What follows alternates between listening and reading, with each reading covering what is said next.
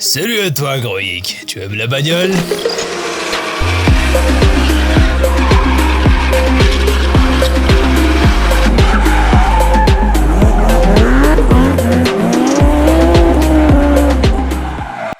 Évidemment. Tu aimes les festivals? Parce que oui, j'aime les festivals, j'adore les festivals. Là en ce moment j'aimerais être un putain de festival. Et ça tombe bien, reste sur cette vidéo jusqu'à la fin, car aujourd'hui je vais te parler d'un jeu qui a sans doute bercé ton enfance.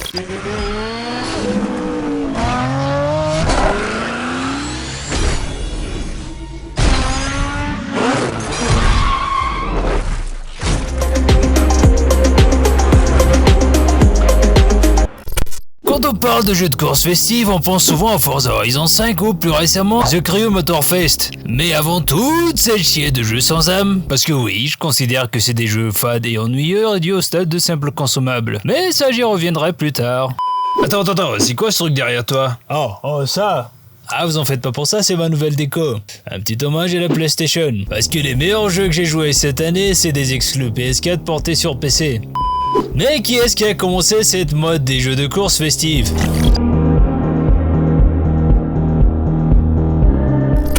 Alors pour ça, il faut que je vous parle de culture auto. Pas de ce qu'elle est devenue avec la Funk, le Drift, la Supra et les Kit Rocket Bunny, et tout le délire Sigma qui va avec. Je vais plutôt vous parler de ce qu'elle était. Et pour ça, il faut faire un saut dans le temps et revenir dans les années 2000-2010. Là où la culture auto était pour moi à son prime dans la culture populaire. Oui, parce qu'en 2003, on a eu Need for Speed Underground, puis Underground 2 dans l'année suivante. En 2005, on a eu le Chad Need for Speed Most Wanted. Et en 2006, Need for Speed Carbon et le Saint Tokyo Drift. My life be like, yeah. My life be like,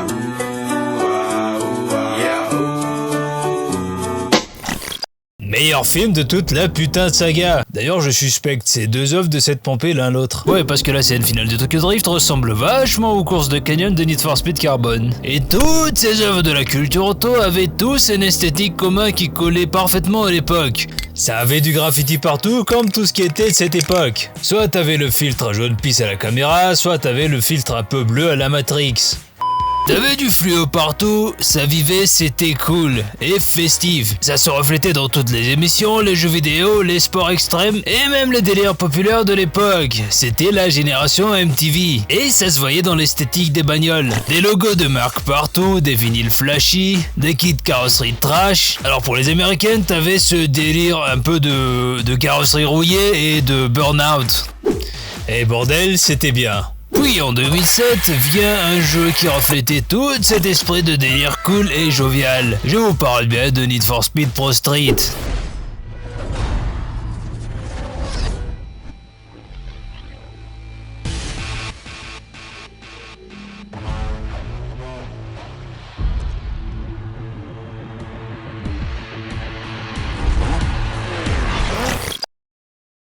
Développé par EA Black Box, aka le seul studio foutu de nous faire un bon Need for Speed, que EA Games a décidé plus tard de fermer parce que va te faire enculer, ce Need for Speed est sorti sur toutes les plateformes à l'époque. Par contre, si vous voulez le refaire, ne jouez pas à les versions PS2, c'est vraiment dégueulasse.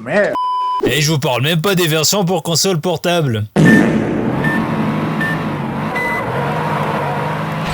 Coucou PSP.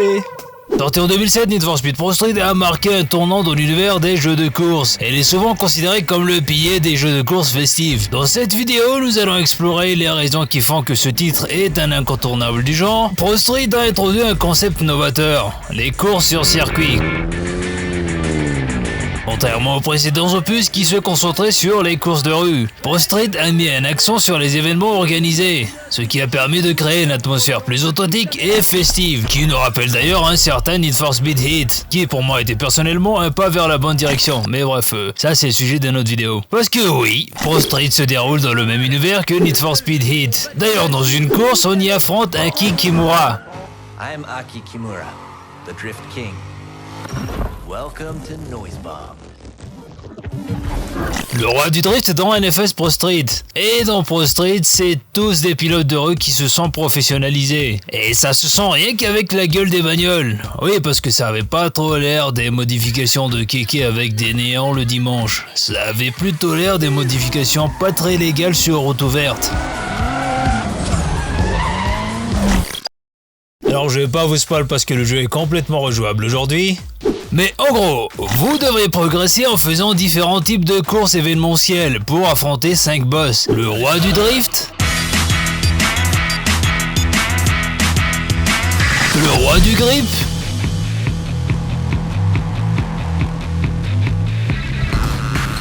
de la vitesse,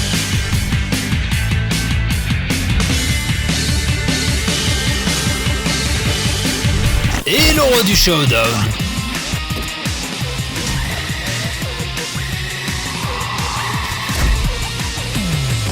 Ok tout le monde, la finale va débuter dans quelques instants. Mais d'abord, voici l'homme qu'on a vu dans tant de DVD, sur tant de couvertures de magazines, l'homme qui détient une couronne que tous les pilotes convoitent. Ah, ce fils de pute de Ryo Watanabe et son équipe. Je sais pas trop quoi dire sur Cooper. Il y a quelques années, il serait pas allé bien loin dans la compète. J'ai l'impression qu'on laisse courir n'importe qui cette année. Ferme ta gueule Ryo, tu conduis une Evo 10, t'as aucun aura, t'as l'air d'un Dark Sasuke avec ton capuchon de merde. Wow, pause. Au moment où je monte cette vidéo, j'ai oublié un boss. Et il se trouve que c'est la seule femme de tout le jeu, la reine de la drague. Et non, je ferai pas de blague sur les drag queens.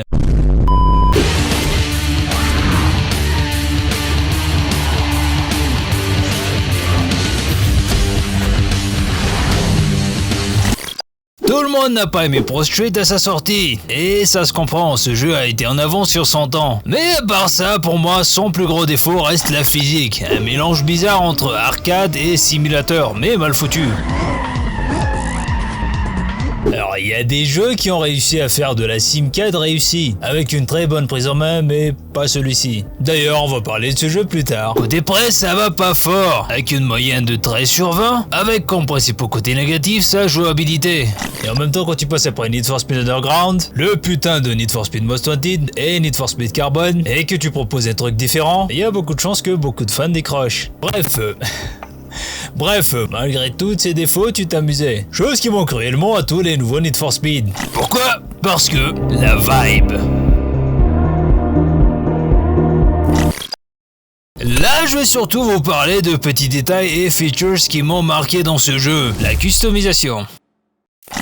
La personnalisation dans ce jeu est extrêmement poussée. Attention, je vous parle pas de Jackie Tuning comme dans Need for Speed Underground 2. Ah putain, ça fait mal aux yeux. Là, je vous parle de préparation dite propre pour des voitures de course. Et c'est la première fois dans un jeu de course qu'on a une putain de soufflerie pour optimiser l'aérodynamique. Rien que ça. C'est d'ailleurs le seul jeu de course au monde qui a proposé ça. Alors, citez-moi un seul Need for Speed qui vous permettait de mettre un airsoft customisé dans la voiture et de changer les sièges baquets. Bon, on parle Need for Speed Shift, mais pour moi, c'est pas des Need for Speed. La bande son. La bande son est juste malade, elle colle parfaitement à l'ambiance, que ça soit le sound design ou la musique. Et je vous parle même pas du bruit des moteurs.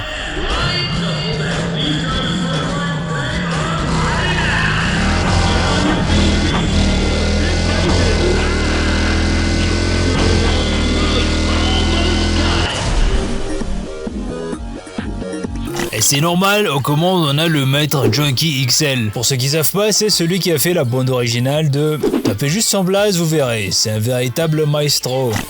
Les courses de vitesse. Oh boy, si vous pensez que les courses de drague sont intenses, oui, elles le sont. Attendez de voir les courses de vitesse, vous allez vous chier dessus tellement à la moindre erreur, vous allez vous cracher. Allez, dégage! 5 minutes later. Merde! D'ailleurs, en parlant de dégâts, c'est un petit détail que j'ai vraiment apprécié. Les dégâts sont localisés sur les parties de la voiture. Et d'ailleurs, vous allez devoir payer pour réparer, soit avec de l'argent, soit avec un pass. Bref, qu'on aime ou qu'on n'aime pas, ce jeu a changé le visage des jeux de course festives à jamais. Ce jeu a été fait par des passionnés de bagnole pour des passionnés de bagnole. Et tu peux voir le travail de consulting monstrueux que l'équipe de EA Black Box a fait auprès des pilotes de course. Chaque petit détail de l'ambiance durant les festivals sur circuit ont été transcrits dans ce jeu. Enfin, ça c'est pour les courses sur bitume, car 2 ans plus tard, on a eu un autre jeu de course cruellement sous-coté qui a fait la même chose et qui a sans doute marqué votre enfance comme le mien. Mais ça, on va en parler dans la deuxième partie. Donc sur ce, oublie pas de t'abonner. J'aimerais bien passer le cap des 200 abonnés avant la fin de l'année. Allez, ciao!